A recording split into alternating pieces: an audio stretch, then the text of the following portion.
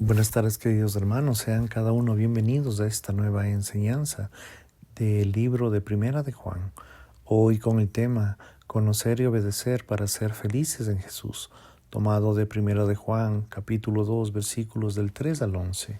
La palabra de Dios dice así: podemos estar seguros de que conocemos a Dios si obedecemos sus mandamientos. El que dice, yo los conozco, pero no obedece sus mandamientos, es un mentiroso, y a la verdad no está en él. Pero el que obedece su palabra, que está verdaderamente en el amor de Dios, ha sido perfeccionado. Por esto sabemos que estamos en él. El que dice que permanece en él debe andar como él anduvo. Hermanos, no os escribo un mandamiento nuevo, sino un mandamiento antiguo que habéis entendido desde el principio. Este es el mandamiento antiguo de la palabra que habéis oído desde el principio. Y sin embargo os escribo un mandamiento nuevo que es verdadero, el que está en vosotros, porque la oscuridad ha pasado y la luz verdadera ya alumbra. Él dice que esta luz y odia a su hermano todavía no está en la oscuridad. El que ama a su hermano y permanece en la luz, y él no hay tropiezo. Pero el que odia a su hermano está en la oscuridad y anda en la oscuridad y no sabe a dónde va, porque la oscuridad le ha cegado los ojos. La idea principal en los versículos del capítulo 2, del versículo del 3 al 11 es la siguiente: los verdaderos seguidores de Jesús estarían seguros de la salvación porque no conocen lo que aman y no lo obedecen. ¿Es posible conocer a Dios y vivir como el diablo? ¿Es posible conocer el verdadero o la verdad de Dios y temer a una vida transformada? Adrian Rogers respondió a estas preguntas de la siguiente manera: estudie la Biblia para conocer a Dios, obedezca la Biblia para conocer realmente a Dios. El apóstol Juan estaría de acuerdo. Él explicó en Primera de Juan que una cosa es decir que se conoce a Dios, pero otra es conocerlo realmente. Para ayudarnos a estar seguros de que hemos llegado a conocerle, en el capítulo 2, verso 3, el apóstol nos proporciona una prueba triple a lo que vuelve a una y a otra verdad en esta carta.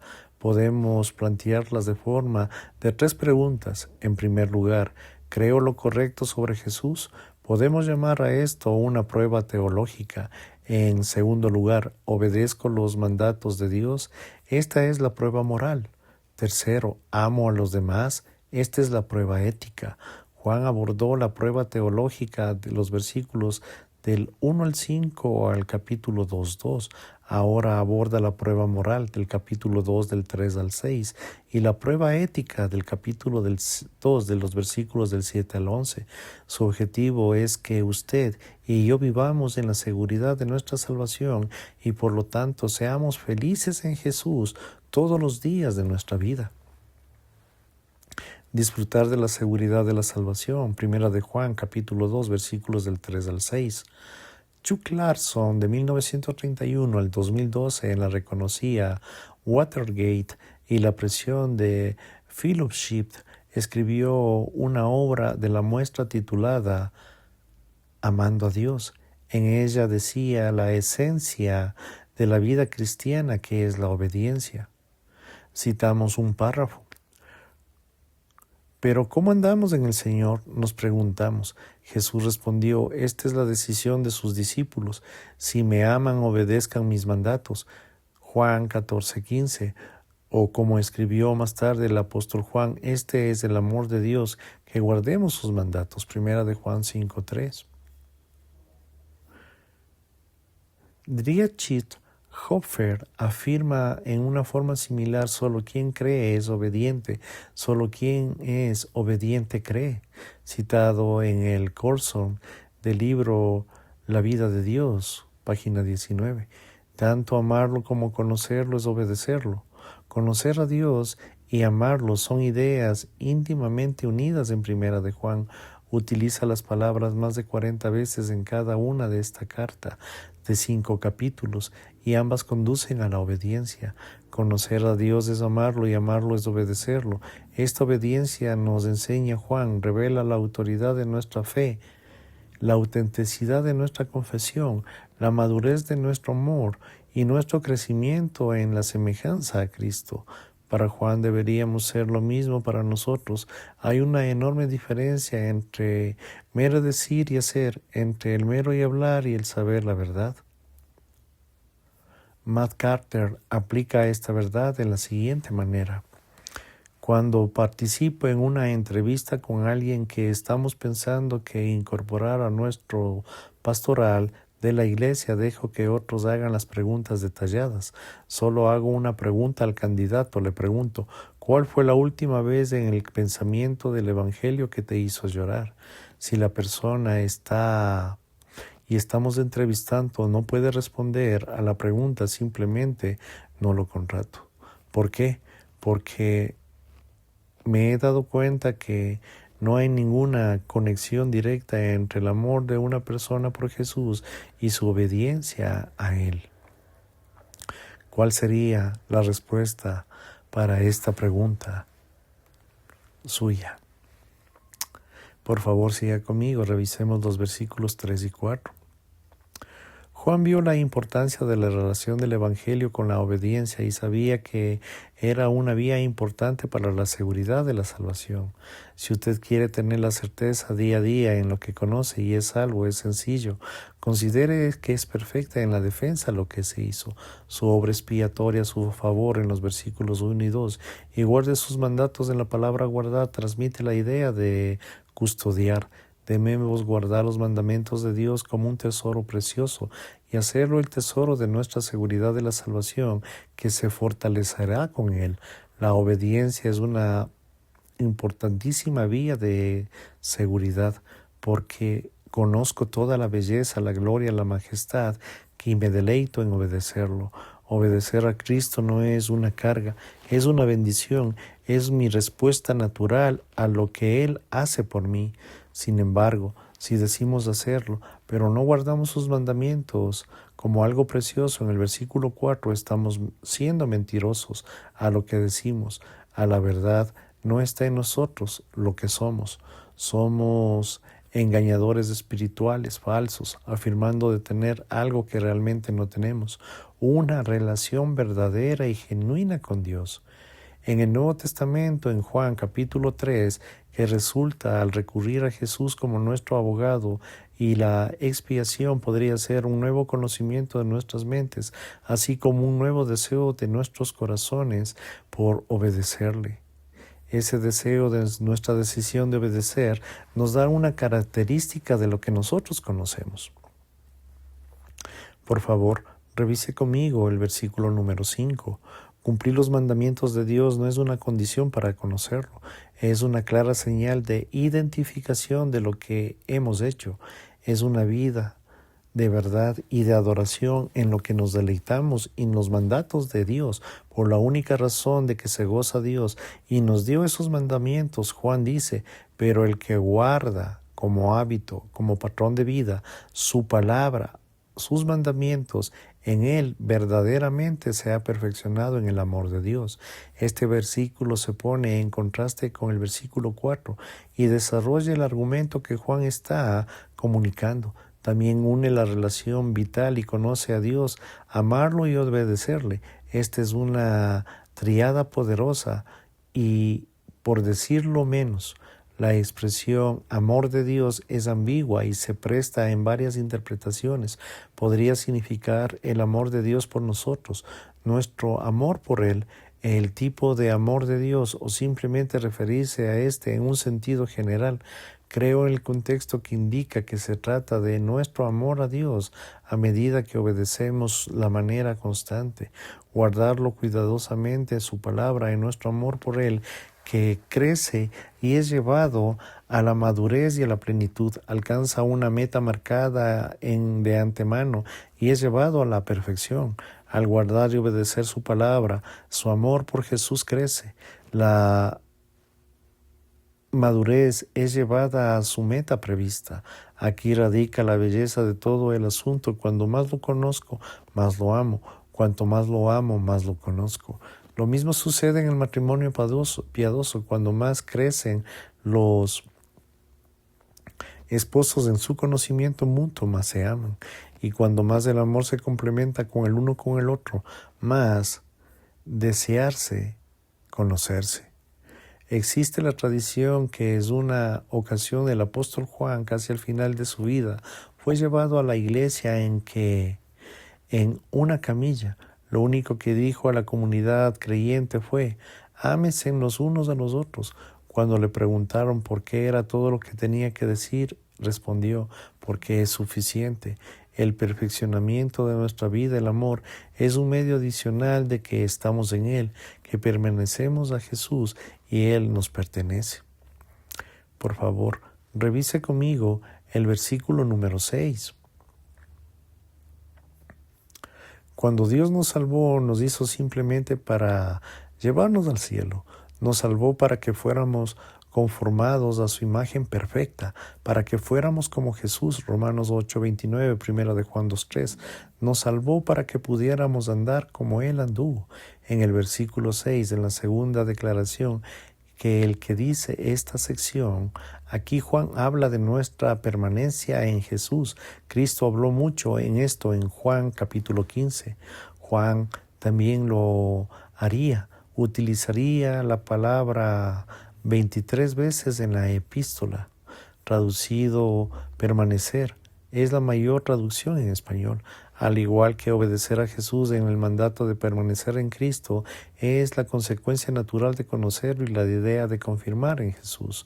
Jesús dice que tenemos una declaración de probar a un Salvador a quien imitar. Además, la palabra debe transmitirse a una obligación moral que es nuestro andar, conocida y con nuestra palabra. Permanecer verdaderamente en Cristo significa que viviré, andaré como Cristo. Este es el tema que nos es exclusivo en Primera de Juan, sino que también se repite varias veces en el Nuevo Testamento. Permanezcan en mí y yo en ustedes, como en el sarmiento no puede dar fruto y asimismo no permanece la vid, así tampoco ustedes si no permanecen en mí. Yo soy la vid de ustedes y los sarmientos. De esta manera, en mí y yo en él, ese da mucho fruto, porque separados de mí nada pueden hacer. Juan 15, versículos 4 y 5. De tal Padre, tal Hijo, de tal Salvador, tal Santo. La vida de Cristo se convierte en mi vida, mi ejemplo, mi meta, mi modelo. Debemos notar que es el permanecer en Él lo que permite vivir con Él. No hago en mis fuerzas, lo hago en las fuerzas suyas. No tengo que ser como Él para ser seguro. Quiero ser como Él porque estoy seguro. No podemos entender ni permanecer en Él a menos que seamos con Él. Pero permanezcamos todo el tiempo en Él y seremos como Él, porque Él es el que nos conoce. Por favor, siga conmigo en los versículos del 7 al 11. Juan es bueno. Para simplificar la vida cristiana, básicamente dice que debemos conocer a Jesús, obedecer a Dios y andar en los demás. Con respecto al tema de nuestra vida, del amor introducido brevemente en el versículo número 5, el apóstol ahora prestará una mayor atención. En este pasaje era nuestro amor a Dios. Lo que le interesaba era el apóstol. Ahora en los versículos del 7 al 11 debe adornar urgentemente nuestro amor hacia los demás. Juan comienza con una afirmación de su amor por aquellos que quienes escribe y los llama queridos amigos o amados. Esta es la palabra griega agapetoi. El apóstol utiliza 6 veces en esta carta. Es un término de cariño, amor, preocupación de corazón. Por lo general se sirve a Juan para indicar un nuevo pensamiento. En este caso, sin embargo, le permite comunicar y desarrollar la idea de los mandamientos de Dios. En este caso se centra en una directriz en concreto, el mandamiento del amor. Curiosamente, aunque la idea de la del amor es claramente el tema de esta sección, la palabra en sí solo aparece en el versículo número 10. En esta sección plantea una pregunta. Juan cree que el amor correcto hacia Dios, versículo 5, es absolutamente esencial para el amor correcto hacia nuestros hermanos, versículo 10. Creo que esta es la respuesta a un rotundo sí. De hecho, ambos son inseparables. Por favor, revise conmigo el versículo número 7. Considero que el Evangelio de Juan fue escrito antes de las cartas de Juan y que éstas suponen un conocimiento previo a ese Evangelio. De esta manera, aquí Juan, en capítulo 13, versículos 34-35, cita el autor que supone a la audiencia que lo conoce. En el mensaje del Señor Jesús dijo: un mandamiento nuevo les doy, que se amen los unos a los otros, que como yo anden, así también anden los unos a los otros. Estos se conocen todos los que son mis discípulos, y si tienen amor los unos a los otros. Así, el apóstol puede estar diciendo en el mandamiento de amarse los unos a los otros es un nuevo, sino antiguo, es algo que había tenido desde el principio del comienzo y su experiencia cristiana como seguidores de Jesús. Además, conocían la antigua raíz del mandamiento de Levítico 19, versículo 18, lo que el Señor Jesús llamó el segundo gran mandamiento. Aquí Moisés escribió: no te avergüences ni guardes rencor contra los hijos de tu pueblo. Ama a tu prójimo como a ti mismo. Yo soy el Señor. Habló en 1 de Juan 2:7. Al respecto se dice: este versículo es una reprimenda muy notable a la típica predicación del testimonio del Evangelio de hoy en día. Para Juan, el mandamiento del amor pertenece a lo que la gente debe escuchar desde el principio. No es una segunda etapa opcional del crecimiento cristiano. El Evangelio contiene no solo el mandamiento de confiar en Jesús, sino también el mandamiento del poder de la confianza, de ser cambiado de una persona amorosa. Por favor, el versículo número 8. Algunos cínicos pueden argumentar que el apóstol Juan se estaba exponiendo a una acusación de sensibilidad en el versículo 8. Después de todo, el versículo 7 dice: no les escribo un mandamiento nuevo, sino uno antiguo. Y ahora en el versículo 8 dice: sin embargo, les escribo un mandamiento nuevo. Bueno, ¿cuál es la respuesta? Son ambos. Creo que es la frase inicial, tal como se traduce, es útil, pues se tiene el mismo tiempo. Sin embargo, también es un mandamiento nuevo. Este viejo mandamiento se remonta a Moisés, pero tomó un nuevo carácter con la venida de nuestro Señor Jesús. Este es el punto, y la novedad es triple. Primero, es nuevo y verdadero en Jesús. En segundo lugar, es verdadero y nuevo en nosotros, los que andamos como Él anduvo, en el versículo 6. En tercer lugar, es verdadero y nuevo en nosotros, porque en las tinieblas pasan a la luz verdadera que brilla. Juan capítulo 1, versículos 5 y 9. En Cristo, el mandato de amarse los unos a los otros se fortalece, ahora se amplía y se da una profundidad al significado de la comprensión, cuando antes vista desde una venida de la encarnación, y ahora ese es el mismo tipo de amor sobrenatural que se ve en una experiencia para aquellos que aman y pertenecen en Él. Pero a más de eso, el amor perfecto revelado en la vida, muerte, resurrección de Jesucristo ha estado en un golpe mortal a las tinieblas. Las tinieblas están huyendo de modo que pueden superar a la luz. De hecho, ya están alejándose de la verdadera luz que brilla, la luz del mundo. Juan 8:12. Ha llegado el Rey, ha llegado la luz, el amor, y está reinando en plenitud y en la consumación de este reino que está a la vuelta de la esquina. De la forma que nos amamos los unos a los otros es una prueba de todo esto. El amor no es nuevo, es tan antiguo como Dios. Primera de Juan 4, versículo 8. Tiene sus raíces en la ley.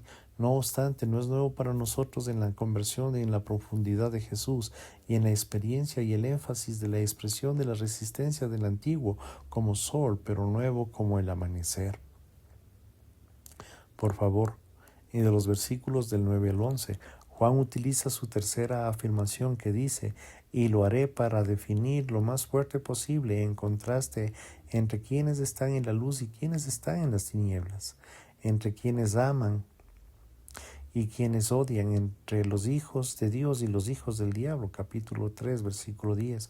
En el versículo 9 dice especialmente, si dices que estás en la luz, experimentando la vida de Dios y sin embargo odias continuamente a tu hermano, solo puedes llegar a una conclusión, sigues en tinieblas.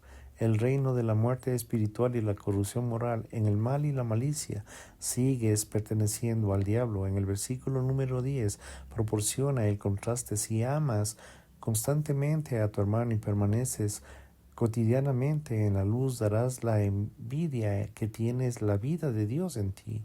Andar no hay una causa de tropiezo u ofensa para quienes permanecen en el reino de la luz. Realmente estás andando como Jesús anduvo, versículo número 6. En el mundo de la luz, en el amor, siempre se van juntos. En el versículo número 11 vuelve a quienes están en la oscuridad. Si ustedes continuamente odian a su hermano, 4 cosas son ciertas acerca de usted. Primero, está en tinieblas, muerte espiritual. Segundo, vive en tinieblas. Tercero, no sabe a dónde va. Y cuarto, usted es ciego. En la oscuridad de la muerte espiritual hay la ausencia del amor de Dios en nuestras vidas. Y trágicamente ni siquiera ve ni vemos haber venido tanto tiempo en la oscuridad. Somos como ciegos en una habitación oscura que necesita una idea en dónde está ni en dónde van. Es una verdadera tragedia. Conclusión. Hay un antiguo himno titulado Cuando andemos con Dios. El texto es de John Samis. La primera estrofa del estribillo dice, cuando andemos con Dios, escuchamos su voz. Nuestra senda florida será. Si acatamos su ley, Él será nuestro rey. Y Él reinará ya. Obedecer cumple nuestro deber. Si queréis ser felices, debéis obedecer. Creo que el apóstol Juan le había gustado este himno, considerando que había estado de acuerdo con su mensaje para confiar en Dios.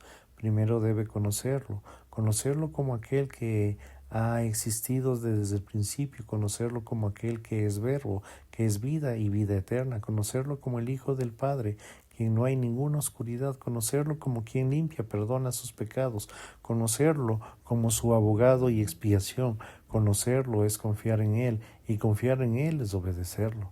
Y cuando haya hecho, experimentará una felicidad en Jesús que será realmente la gloria que Él derramará en su camino. Gracias, queridos hermanos, por su tiempo. Si el Señor lo permite, estaremos en una nueva enseñanza. Bendiciones.